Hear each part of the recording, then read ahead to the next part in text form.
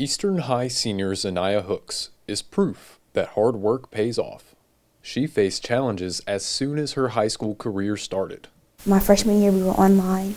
Being that we were online, they wanted to make things easier. They wanted to make sure that, they had everything out for us. We understood everything, kind of like walking us through the steps. Since middle school, Zanaya has always pushed for good grades, so she enrolled in honors and AP courses at the high school level. It was a big change. And taking chemistry, my first ever AP class, I feel like I may have been in my head so much that I was like, it was hard.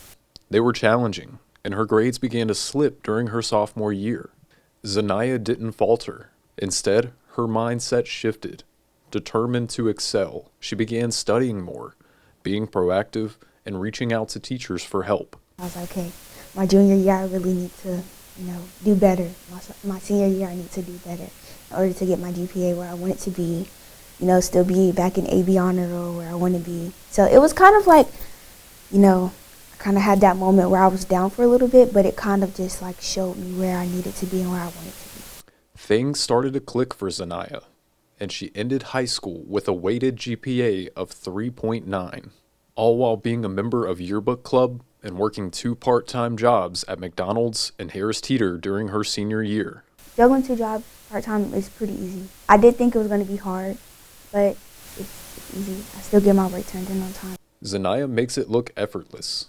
Thanks to her academic success, she'll be attending North Carolina Central University on the Chancellor's Cycle of Success Scholarship, which awards her $7,500 a year. At Central, I plan to study either social work or psychology. I do want to be a children's therapist. Not many kids, they're not heard, they're not, and they really need a voice. They don't really have one. Zanaya is grateful for all the relationships she's formed with her teachers, but the bonds she's built with her friends are especially close to her heart.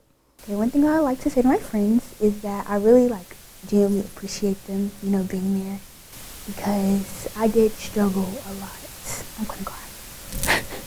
I did struggle a lot, at home, just kind of figuring out, who I want to be, what I want to do, as far as being heard, but they were always there, kind of like a shoulder to lean on.